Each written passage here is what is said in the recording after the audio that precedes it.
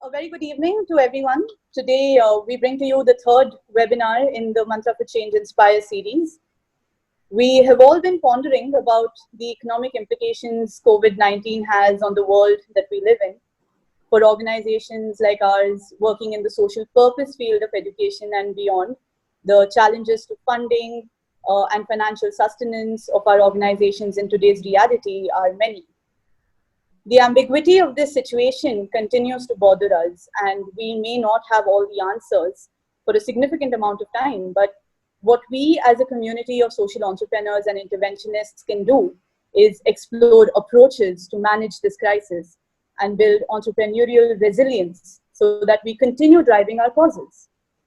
This evening, we are joined by a distinguished individual who brings with him decades of experience in the financial sector, not just in India, but across the globe, and an enthusiasm to delve into new and emerging topics. Mr. Amarendra Mohan has more than 3 decades of professional experience, including 9 years at the Financial Stability Institute of the Bank of International Settlements in Basel, Switzerland, in financial sector regulation and supervision. While working as a senior advisor at the BIS, Mr. Mohan worked with central banks and financial sector supervisors globally by providing them technical assistance and capacity building on risk, regulation, supervision, and financial stability. Before joining the BIS, Mr. Mohan was Chief General Manager in the Department of Banking Regulation, Reserve Bank of India. He has also worked on assignments with the International Monetary Fund, the Asian Development Bank, and other multilateral agencies. Thank you so much for joining us this evening, Mr. Mohan. We are extremely delighted to host this webinar with you. We would love to hear from you about your journey in the financial sector, and of course, with an emphasis on today's topic, what are your observations on the impact of COVID-19 across sectors, especially on the social sector? Over to you, sir. Thank you. Thank you for giving me this opportunity to share my thoughts on some of these issues which are really topical and very important. So when we talk about the coronavirus, I think we should keep in mind that there is not one, but there are several crises that we are talking of. First of all, as all of us know, it's a pandemic. So health and human lives are at risk. And the last time I checked, there were more than 4.4 million cases and more than 300,000 people have died. There is an economic and financial crisis because of the first order and the second order effects. Now, because the authorities have ordered lockdown, because of which there has been some kind of a freeze on the economic activity, and because of that, the financial institutions also are expecting that their problem assets would rise in the future. The WHO talks of an infodemic.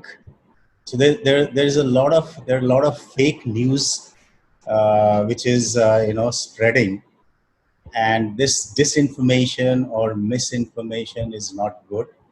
It has a very negative impact also on everyone who kind of receives such kind of information. And yesterday, the United Nations pointed out that we are also heading towards, or a mental health crisis is looming from this epidemic.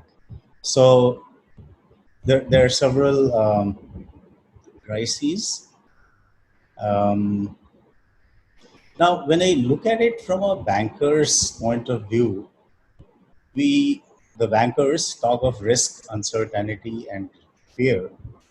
So risk is when you know the probabilities of the outcomes, the losses, etc., that you may incur on positions. And because you know the probability, you can measure it and so manage it. Clearly, there are risks in the coronavirus crisis. What is also there, and Deepika mentioned this, there is also an uncertainty element. And uncertainty is when we do not know the likelihood or the probability of outcomes, when there are several unknowns. And this is something which breeds fear. So the fear of what lies in the future, maybe the fear of losing one's job and so on. At times, I feel that we are passing through a dark tunnel and we really don't know how long the tunnel is, whether we will see the light at the end of the tunnel, when will that light come. So there are a lot of uncertainties, and of course, there's a lot of fear as well. Um, if I think about the impact of COVID-19, well, there are several estimates, and I'll go by the IMF's estimate. So the IMF estimates that under a baseline scenario, that is when the pandemic recedes in the second half of 2020, the cumulative output loss over 2020 and 2021 from this pandemic crisis is going to be of the order of $9 trillion. Now, just if we look at the numbers, $9 trillion is roughly equivalent to the GDP of Japan and Germany, both put together, roughly. The income per capita is projected to shrink in over 170 countries. So people will get poorer. The growth will decline, and much more than the decline that was witnessed during the 2009 global financial crisis. In terms of the poverty, there are reports which say that the global pandemic could increase global poverty by as much as 500 million people, or 8% of the total human population. And this would be the first time that the poverty has increased globally in 30 years since 1990. Clearly, a setback of this size would reverse a decade of global progress on poverty reduction. Another aspect which the from the FAO, the Food and Agricultural Organization, that despite having plenty of food, food stock, we can have a food crisis. So there are several, protectionist restrictions, transport disruptions, supply chains are breaking up. And so the UN's World Food Program has warned that up to 3 dozen nations could face famines by the end of the year, pushing an additional 130 million people to the brink of starvation. So we are seeing huge impacts here. Now, in terms of what the impact of COVID-19 across sectors, across different business entities, what's the impact? Well, I can't think of any sector which has been not impacted by the COVID-19 pandemic. In most of the cases, the impact has been negative. Well, some of the exceptions are, Zoom, which has whose share prices have suddenly shot up because of so much of Zoom meetings going on. But if you look at, for example, tourism, travel, hospitality, retail, the films, the multiplexes, sports events, more or less, they're at a standstill, more or less. Airlines. Now, even if I have the money, would I like to fly? Would I be hesitant? I mean, there are issues relating to safety, and one reads that there will be measures taken, such as an empty seat in the middle. no handbags, no meals, and all kinds of news items are coming in. Um, so, um, so what are the companies doing to adapt to the the problems, the issues raised by coronavirus? So some of the five-star hotel chains, they're starting takeaway food and home delivery options. Restaurants are adapting; they're coming out with virtual menus, spread out eating, fewer people in kitchens, social distancing norms. Some of the food companies are trying to get out more ready to cook options. The malls, they are saying, well, we will limit the number of people, we will start contactless frisking and screening. So there are several measures being suggested. In the field of agriculture, again, there are digital agri-mandis which are being created so that the farmer can directly sell his produce to the consumer. There have been apps such as Harvest the Farms. The government has come out with Cassandra, E-NAM, or the National Agricultural Market, etc. Well, the auto companies are, taking their own measures, reducing workers on the shop floor, creating platforms so that purchases can go through. Health and telemedicine has gained in importance. So there's a lot of focus on public health. The companies are the pharma companies are engaging in digital marketing, and there's a lot of progress in the field of telemedicine. The FMCG companies are coming out with new products which are hygiene, immunity related. Well, in the white goods, there's been a lot of demand for washing machines, dishwashers, vacuum cleaners going up.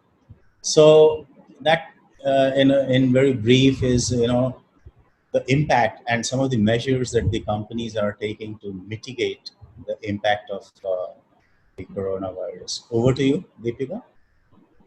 Thank you so much, sir, for answering that. I think the numbers are really scary. The future is uncertain for sure, and loaded with all of these crises that you've pointed out. The pandemic has definitely not spared anyone, and there definitely are solutions or measures that we can explore, and we're really looking forward to explore those in this call today as well. I would like to inform our audience who are present today on this webinar that if you have questions for Mr. Mohan during the webinar, please post them in the chat room and we will take these up in the next segment.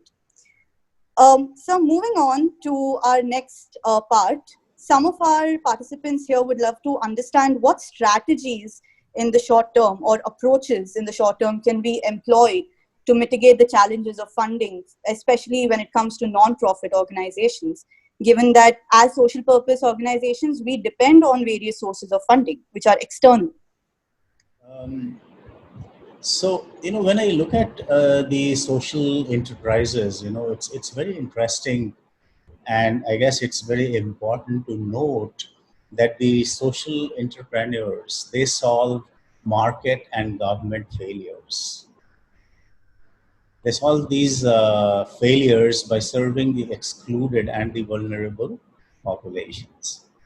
And I also feel that the social entrepreneurs in education are not only working for the cause of education, but are also trying to solve the problem of poverty and the deprivation that arises due to poverty. Now, what are the short-term strategies that could be adopted? I would say that in the now, present, there is a need to conserve liquidity, to cut costs, and maybe maybe take a pay cut. And we have seen that happening in the banks and other corporates. So the top executives, they are taking pay cuts and so on. Maybe send some staff on a furlough, that is a temporary layoff from work. with the option to return. Well, my preference would be to save jobs as much as possible. Another option could be to see if the employees can be re-employed somewhere else. And I have a very good example. There's a company called Panera Bread Company. So they make very nice, salads, sandwiches, etc., based in the U.S. So they have a chain of bakery, cafe stores. So what they did was during the pandemic, they had to close down many of their outlets. So they talked to Walmart and CBS, which is a TV channel, and so they, in fact, tried to get their associates employed in these companies with success. They took other measures as well. So, for instance, they started free family meals for associates once a week, formed a Friends in Need for funding, with the employees helping each other, launched a wellness program for all employees, including the furloughed ones. So these are some. I thought these were some very interesting steps, taken by our company. Um, Now, all of us know that there's a lot of uncertainty. So, how do you handle uncertainty?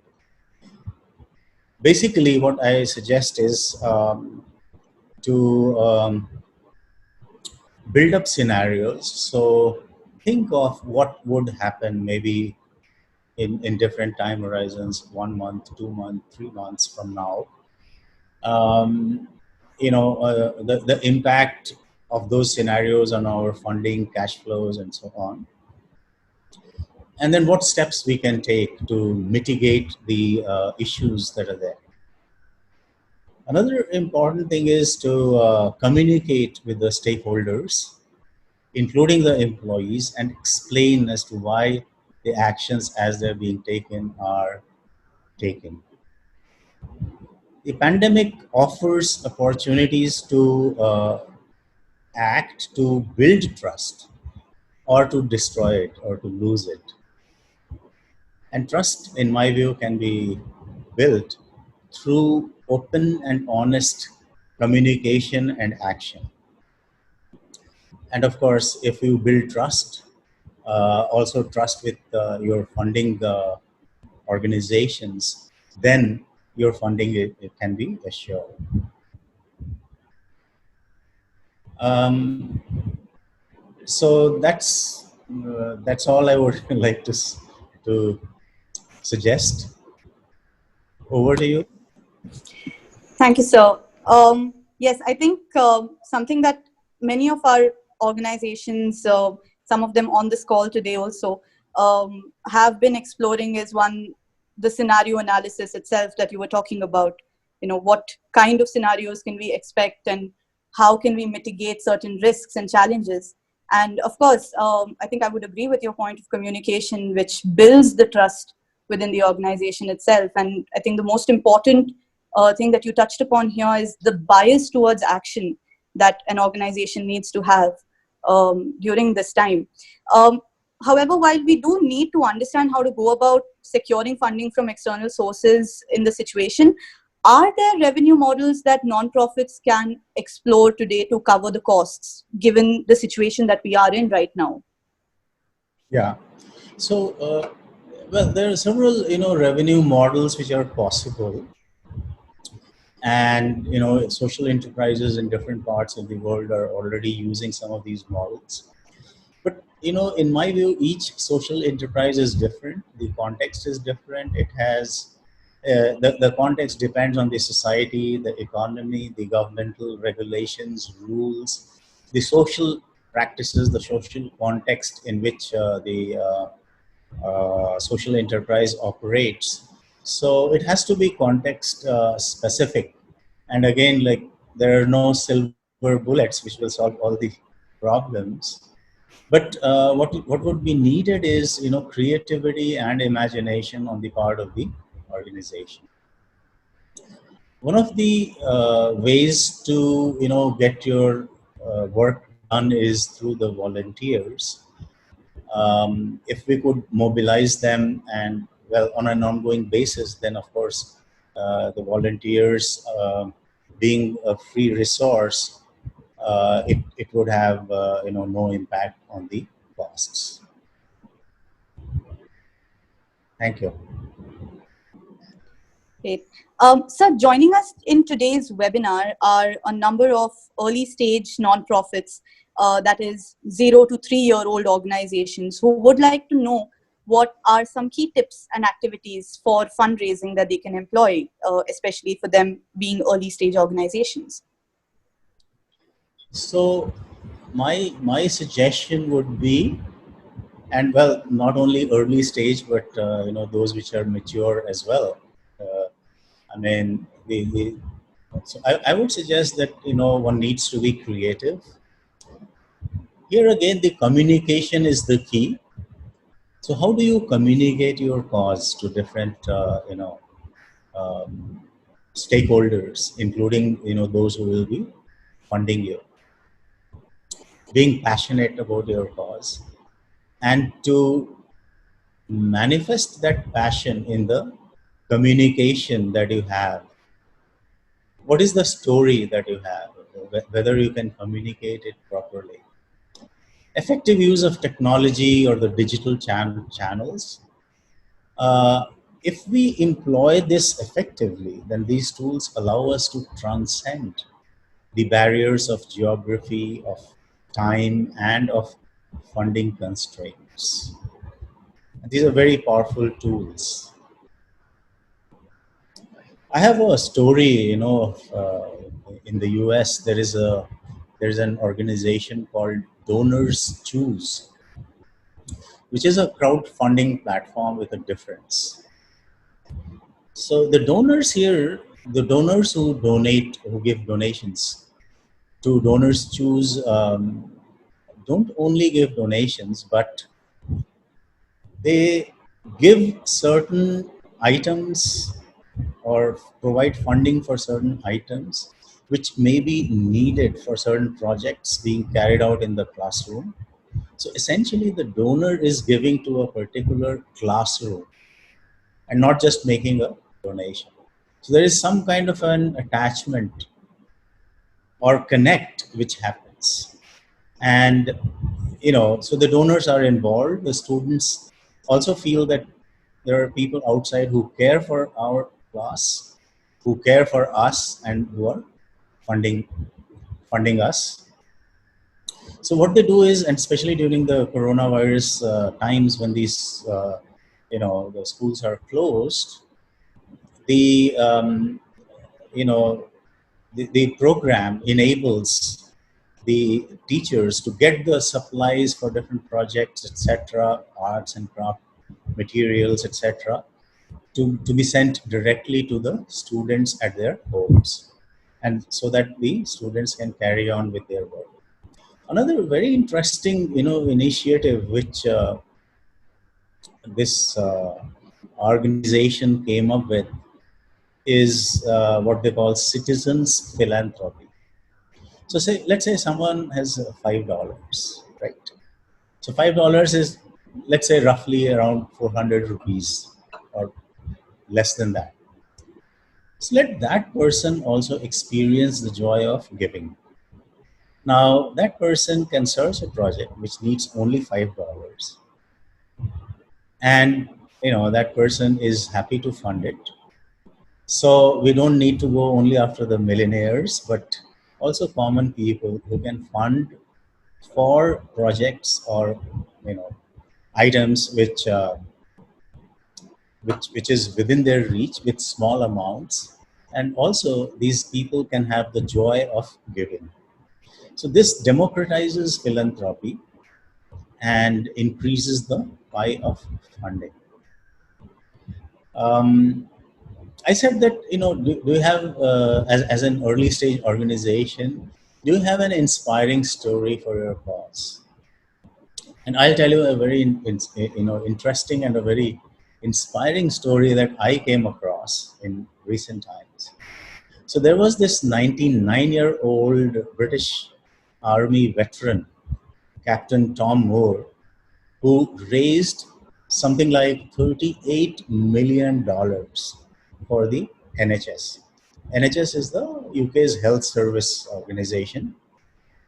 And he was able to raise this money before turning 100 years of age on 30th April 2020. Initially, his plans were very, I would say, he had a very modest target of raising only 1,000 pounds. And what he wanted to do was to walk up and down 100 times in his garden before his 100th birthday. So his 100th birthday was on 30th of April 2020. And, sometime before that, he started when he was still 99 years. And this person, he uses a walking frame with wheels to walk because he has broken hips. So there was so much of interest in funding to, this army veteran, that the fundraising platform that they created called Just Giving, it crashed. So to me, it was, a story of passion.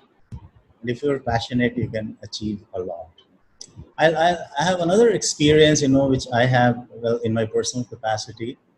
When I was in Basel, Switzerland. So I sponsored, two children for a non-governmental organization in India. I don't think the name is important.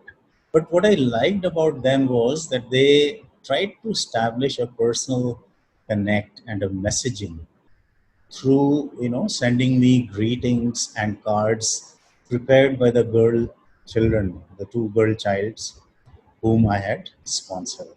So that helps. Over to you. Thank you so much, sir. Storytelling, effective use of these channels.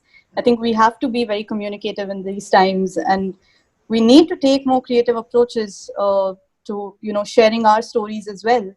And we need to inspire through our stories. I think that's one of the most important takeaways that I had from all of the wonderful stories that you have shared with us today. Thank you so much for sharing those, and we would also love to read more about these. Um, so, Were you aware of this army veteran in the UK? no, I personally wasn't. Okay. I'm sure This is some of our participants here would be. Yeah. I found this to be a very inspiring story. And then, he inspired several others in different parts of the world to again, raise funds. Yes, I'm sure. And I think we would definitely love to take a look at the story right after this webinar. And thank you for sharing that story with us, sir. So moving on, I would also like to ask you, what do you think the funding ecosystem for social entrepreneurs would look like post-COVID, in the years post-COVID, especially? So that's a very good question. And before I go to the funding ecosystem, I would like to maybe spend a minute or two on, um, on the fact that life, businesses, and social sector will not remain the same after COVID-19. There will be fundamental shifts which will take place. And so clearly the funding ecosystem will also change. In my view, going forward, more funds will be needed because the cost of running a school will go up. Why? Because in some sense, every organization will become a health organization because of the physical distancing, hygiene, health checks, checking the temperature, etc. And this will remain for some time, in my view. I found it very interesting, and I was reading in the newspapers that McDonald's was, it's trying to, safely reopen its stores in the US. And can you believe that it came out with a 59-page guideline? So 59-page guide for safely reopening the fast food the outlets of McDonald's. So if you implement whatever is mentioned there, clearly there will be costs. Physical distancing in schools, well, especially in the Indian context, it'll be a challenge, I feel, because of the overcrowded classrooms that we have. Secondly, the digital journey or transformation will be accelerated in education, and if you are to support children with digital tools, maybe then again that could mean increase in funding requirements. One very interesting thing which was observed after the 2008 2009 global financial crisis in the US was that the amount of donation by one entity went down, but then the overall number of individuals making donations went up. So the numbers went up, but the amount of donation per, let's say, entity, that went down. Going forward, well, we are aware that the overall economic growth will not be as good, or rather, there will be a decline in the economic growth in 2020. The corporate profits are likely to be adversely impacted, and so from that side, I mean the corporate donations, there will be adverse implications. Over to you. Yeah. Thank you, sir.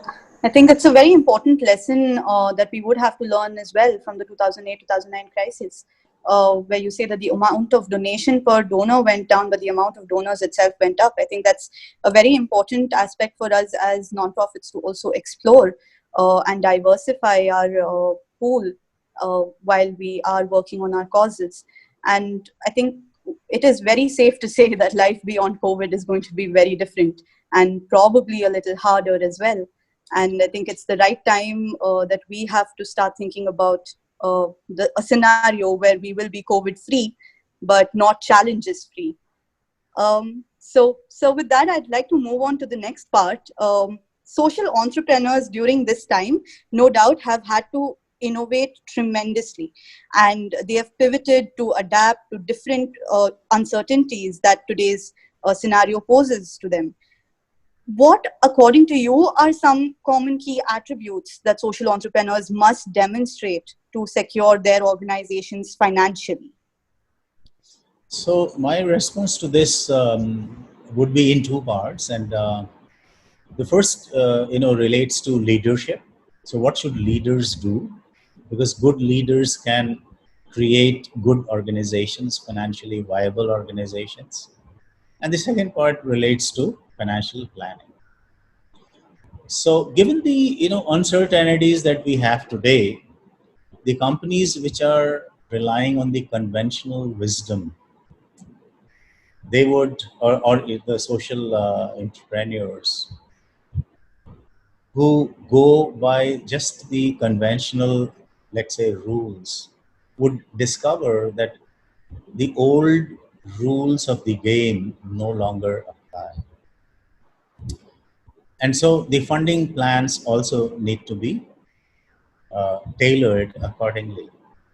So rather than looking inwards, the need would be to have a change in the mindset, to look at the external world, to plan based on the stakeholder engagement and an outcomes based approach. So it's a very, I think it's very important to appreciate the importance of this transformation, because the world will be different. And so we need to have different strategies as well. Now, talking of the strategy, well, or so what strategy the leaders should adopt during crisis times? Much of it is, about the basics. So one of the questions that come up is that, do the leaders know everything? No, probably not. But then the team expects you to lead. So the leaders need to be honest. They need to motivate people. Uh, they need to communicate properly and make the team understand the context. So whatever tasks or whatever strategies that are going to be implemented, what is the objective? What is the rationale? Why are you approaching it in that manner? That needs to be clearly communicated to everyone. And as an individual, I mean, these are tough times. So the leader should, well, everyone should, especially if the leader is working from home, should have a schedule. There is need for a physical, exercise. Stay in touch with friends, family. Have a positive mindset. Gratitude is very important. Being just grateful for whatever one has in life, health, family, etc. Because there are people who don't have that. And gratitude is an antidote to fear, and it generates positivity. So I said in the beginning that there's a lot of fear element during this coronavirus crisis. So I know of companies, which as a team do yoga together every day in the morning and have some parties over the weekend where they sing and dance and so on. That builds the team spirit. So, well, I mean, these are some of the thoughts that come to my mind on an individual and from a leadership point of view. From a financial perspective, I would like to, draw upon the experience that I have from the banking industry. So in the banks, the Reserve Bank or the regulators, supervisors, they always insist that the banks must have a contingency plan or a business continuity plan. I don't know if you heard about this or read about this. The RBI also has, a business continuity plan. And in order that some of the key departments of the RBI continue to function, RBI moved 150 officers to a remote location away from their families so that the some of the basic work such as payments and settlement systems, markets, uh, you know the foreign exchange markets, uh, providing banking services to the banks, government, etc. So all these could go on. Um, so there is a need to analyze whether going forward, the social sector also needs some kind of contingency plans, and these could be very simple. But when a crisis hits you, I think these contingency plans come in very handy. Well, we ask the banks, the Reserve Bank asks the banks to build buffers. So one should analyze whether the NGOs can also implement it, whether some reserves could be built over a period of time during the good times, which can be then used during the bad times. So these are some of the thoughts that come to my mind. Thank you. Thank you, sir. I really like how you said gratitude is the antidote to fear. And I think in the situation where we're gripped with fear of the uncertainty, I think gratitude is something that's very important. And yes, of course, contingency plans have to become a part of our organizations. And I don't think we have a way out of it. And I think many have already begun planning for, future uncertainties itself. I would like to reiterate to our audience that if there are any questions for Mr. Mohan, please put them in the chat group so we can ask them to him later. So my last question to you here would be, are there any silver lines visible for organizations after the lockdown? And if yes, what are they? That's a good question. And I think let us end on a positive note, right? We've talked of fear, of problems, of issues. So every cloud has a silver lining, you know. And why do they say that? Incidentally, this comes from UK, you know. So where the weather, so where it's cloudy, and if you're there in the winter time, you always have clouds and drizzling and rains all the time. So it's not good weather, right? And then like there is a sun which comes, the sun comes up, and there is a silver lining to the clouds. A silver lining denotes the positive, let's say, things or positivity.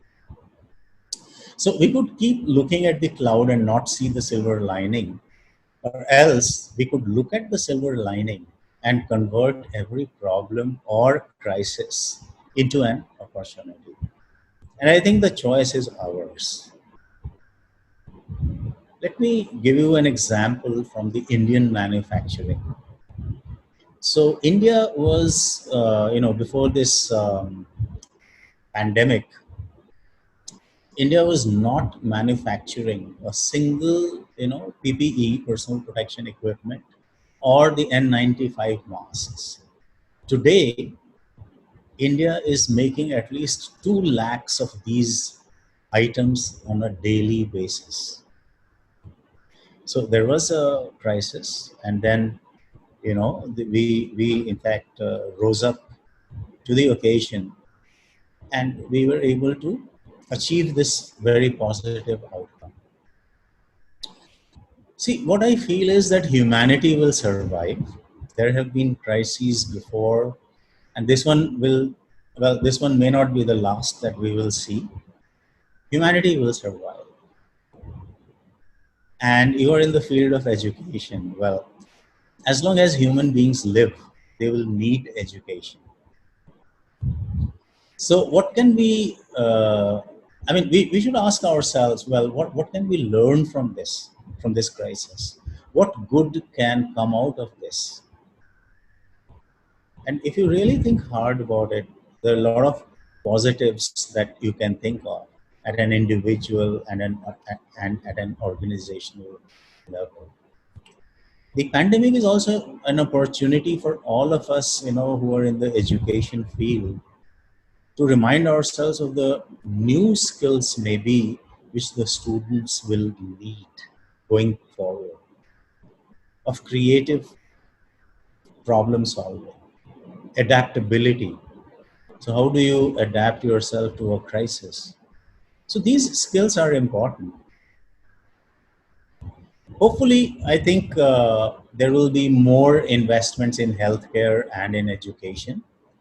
The public-private educational partnerships, they could grow in importance. And then, all of us would agree that online digital education will gather momentum. Well, the digital means can be a great leveler, and in the sense that anyone from anywhere in the world can access education. That's the, I would say, very positive aspect of digital education. But it has a flip side too, because the digital divide would accentuate inequality and lack of access to education. So, for all of you working in the field of education, this is an issue which, together with the policymakers, needs to be addressed. Well, during the crisis times, we should look at nature. So there are wildfires, right? There are tornadoes. The wildfires, burn the forest to the ground. Does it mean the end of the world? No, because afterwards, what happens is new habitats like grasslands are created where different species can flourish. So there is a new discipline called biomimicry, which tries to find out practical lessons for strategy. which organizations can adopt by looking at the looking at how nature reacts to some of these crises. So just to give you an example, after the global financial crisis of 2008, the restaurants, for example, in the US, for instance, they started offering smaller, lower cost meals. The higher end retailers, they emphasized the discount options. Current crisis, again, the different businesses are trying to come out with their responses. And so, as I said earlier, mankind will live. There will be positive responses to this crisis. Clearly, this crisis is different from what we have seen before, but we should always remember that the crisis provides us with very unique opportunities to create solutions out of problems, to embrace change, and move forward. My message would be, let us not allow this crisis to go waste. Thank you. Thank you, sir. That was very enlightening, I think, and it definitely does add a lot of hope to us when you say that humanity has survived and will continue to survive, and that humans do need education, of course. And I think your point on the digital means that can be huge levelers, while at the same time we need to focus on reducing the digital divide itself, is of primary focus for many of us that are working in the education space itself. And so with this, I would like to move on to one of the questions that comes from our audience. It's on the lines of these opportunities itself. Can you maybe stress upon a few more such opportunities that this COVID situation presents us with? Sorry, what's the question?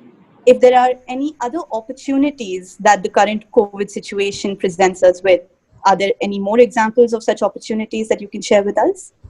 Well, I mean, there are several examples. I mean, and I didn't want the list to be too long, but different business enterprises are acting or are trying to respond to these in different ways.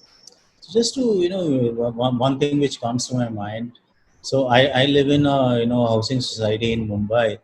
So what is also happening is some of these retailers, for instance, so they are now directly contacting the housing societies, for instance, DMart or Reliance Retail. So earlier, we would go to their stores and buy things. Now they come to us, which is from a hygiene, from a contact point of view, more, let's say, it's better. And so they come, they kind of display their products, people buy it. Then another thing which I can think of is, a lot of farmers approach the consumers directly. And so I mean, people see, whenever there is a crisis, um, we try to, so let us try to find solutions. So one way is to try and find solutions. Another way is to, in any opportunity also we create problems. That should not be the case. So we should try to uh, create an opportunity in a crisis and look at the silver lining. Are there points that organizations can think of to build structural resilience which would help them withstand, not be heavily affected by situations similar to COVID? Sorry, can you repeat the question? Yes. Are there points that organizations can think of to build structural resilience which would help them to withstand or not be heavily affected by situations similar to COVID? Yeah. So essentially, I guess the question is about crisis, preparedness. So, uh, there are several aspects that, or let's say measures which organizations could take. And for instance, scenario planning. So as a regular exercise, you look at the environment and you look at the things that can go wrong. And if they go wrong, then what would you do? In the banks, the supervisors ask the banks to undertake stress tests, and the supervisors themselves conduct stress tests, right? So that is to ensure that the banks have enough resilience, and that they can continue to operate in a viable manner, even when most harsh circumstances or situations or scenarios emerge. So in the case of a non-governmental organization, I mean, this can be a voluntary, let's say, exercise. And so they could look at contingency planning, uh, building of scenarios. And then another thing which I referred to was maybe building buffers from a financial standpoint, right? So let's say you are getting donations, and so during the good times, maybe you keep a certain part of those donations aside, maybe 5%, 10%, whatever is possible, so that over a period of time you build a reserve which can be used during times of crisis, right? Normally, what happens is when the going is good, we tend to, not think about the fact that the bad times may also come. But it's always, prudent to plan for the bad times during the good times, because if you look at, you know, the way the economies go and the way the institutions progress, there are ups and downs. So during the upside, you should start planning for the downside. Um, so there is a question that relates a little bit to our earlier conversation on online learning and digital divide and everything. But this particular individual asks, because of this type of pandemic situation, we can manage with online learning and teaching methods. But how can we overcome the lack of practical knowledge or hands-on experience? I think this pertains a little bit to the capacity building aspect as well. Would you care to take a look at it? Yeah. So like what is happening now is that the switch to the online education is, I would say, a response to the pandemic, right? Now, certain changes were taking place in the field of education. There are several organizations, online learning platforms, and organizations, universities, which provide you with, let's say, things like micro masters or micro undergraduate programs. So the online learning has certain advantages, but then that does not mean that going to, let's say, the university campuses is I mean, wouldn't add value. Definitely it would, because when you are in a classroom physically present, then a lot of things happen. You meet your other students, you meet the professors, you meet other people in the university, you build a network, maybe you go out for coffee. So there are a lot of these things which are very important for the development of one's personality. One of the things which the recent COVID-19 crisis has done is increase in loneliness. So there are a lot of people who are feeling lonely now. And although things like Zoom and all can help us. But then mankind, is a social animal, and like when you meet, you kind of maybe want to hug somebody, or you want to shake your hands, pat the back. So that also has a lot of importance. It is. In fact, I was reading that in Switzerland, the authorities have said that the grandparents can hug their grandchildren. So they can just hug them, they can embrace them. Why? Because for the grandparents, it's a lot of positive, it leads to a lot of positivity when they meet their grandchildren and they love them. So, and this despite the coronavirus being there. So in today's context, the Swiss authorities have said. So what I'm saying is that even though online education is important, but I don't think it can replace, or it should replace, the classrooms. They have their own importance. Thank you, sir. And thank you for taking these questions from our participants here. This is all the time we have right now for this webinar. And I would like to thank each and every one of you for joining us today and engaging with Mr. Mohan. I'm sure some of you may have more questions, and we also know that some of these questions will be taken offline by Mr. Mohan.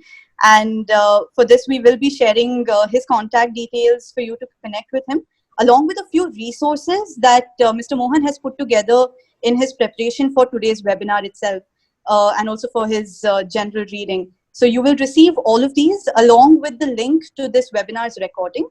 You can share it in your circles in case your networks have missed it. Mr. Mohan, thank you once again for joining us this evening, getting these insights from you, listening to your experience. Those wonderful stories that you shared with us were really, really nice to listen to. And I'm sure I can say this for all of us who are attending this webinar this evening. And we really hope to continue engaging with you in the future as well. Do you have any closing remarks from your end for the participants? Yeah, thanks a lot. Thanks for giving me this opportunity. And, like, I always like talking to young people. That makes me feel younger. So thanks. Thank you. Thanks very much. Thank you, sir.